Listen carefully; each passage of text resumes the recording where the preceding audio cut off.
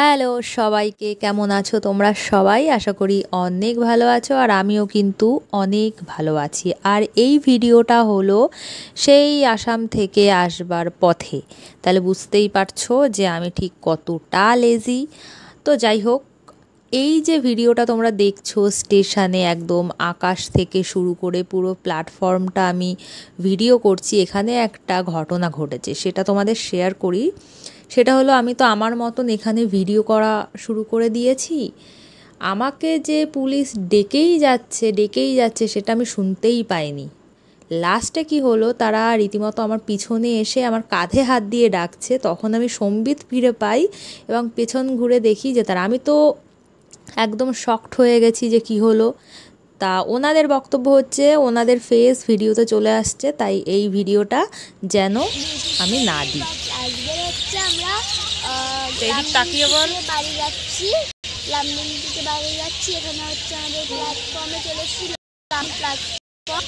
এখানে লামডিং প্ল্যাটফর্ম থেকে আমরা কলকাতা প্ল্যাটফর্মে চলে যাব, তারপরে আপনাদের সাথে দেখা হচ্ছে। সে ওনারা যাই বলুক, আমি কি আর ভিডিও ডিলিট করব? আমি তো শুধু ওখানে বলে এসেছি ওকে স্যার।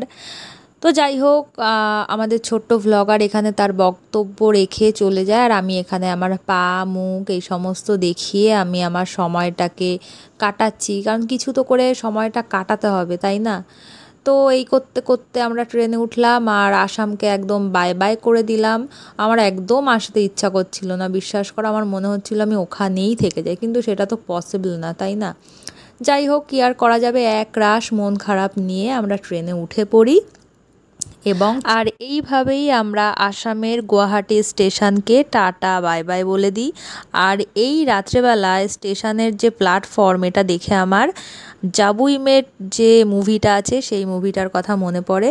তো যাই হোক, মনের কথা মনেই থাক। আর দেখো কত সুন্দর লাগছে, একদম মানে নিস্তব্ধ নিরিবিলি, বেশ একটা অন্যরকম লাগছিল। আর আসার দিন সবারই একটু মনটা কিন্তু খারাপ হয়ে যায়, তাই না?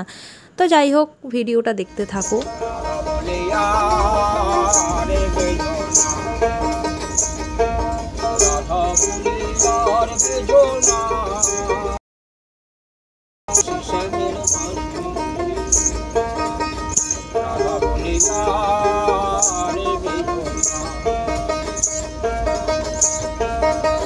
ছাড়ে রয়ে বাসি তুমি,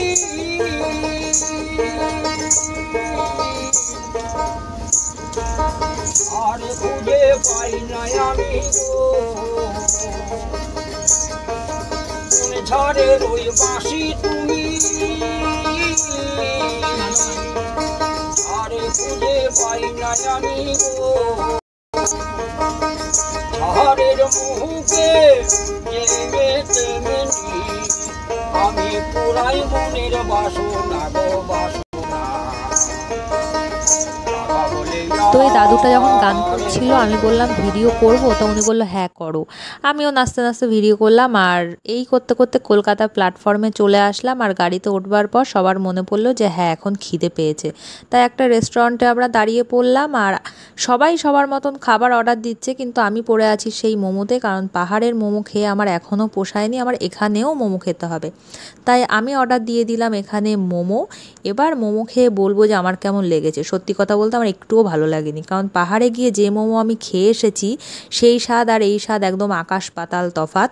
তো কি আর করা যাবে, খাবার তো আর ফেলা যাবে না, সেটা খেয়েই নিতে হবে, তাই খেয়ে নিলাম মুখ বুঝে।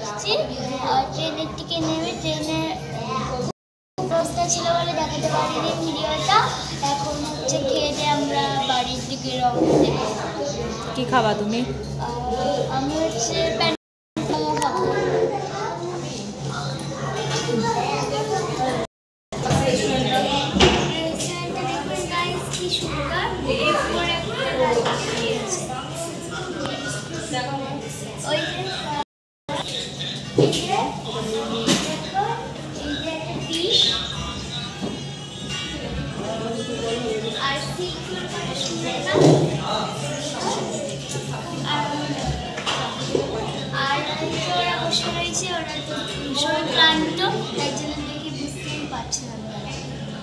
তো এখানে আমাদের ছোট্ট ব্লগার তার বক্তব্য শেষ করলো এবং আমি এখানে ঢং করে আপনাদের এটাই দেখানোর চেষ্টা করছি যে আমার মুখটা কত বাজে হয়ে গেছে, কতগুলো ব্রণ হয়েছে এই আর কি। কিন্তু যাই হোক, আমি আমার মুখ আবার ঠিক করে নিয়েছি, ওই নিয়ে আমি কখনো টেনশন করি না। দেখো, 1, 2, 3টে অনেকগুলো ব্রণ হয়েছিল, বাট এখন সব ঠিক হয়ে গেছে। এইবার খাওয়ার পালা আমাদের ঘন্টুবাবু, সে খেয়ে বলবে যে মোমোটা ঠিক কেমন। তার কাছে নাকি মোমোটা বেশ ভালো লেগেছে। আসলে বাচ্চারা তো এ সমস্ত খেতে ভালোই বাসে, আর ও তো আরও বেশিই ভালোবাসে। খাও,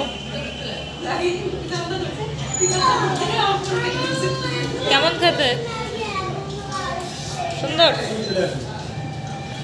তাহলে ভিডিওটা আজ এই পর্যন্ত রাখলাম, দেখা হবে অন্য কোনো ভিডিওতে। আর অবশ্যই কমেন্ট করে যেও যে ভিডিওটা তোমাদের কেমন লাগলো। সবাই সুস্থ থেকো, ভালো থেকো, এবং আমি বিদায় নিলাম। সবাইকে টাটা।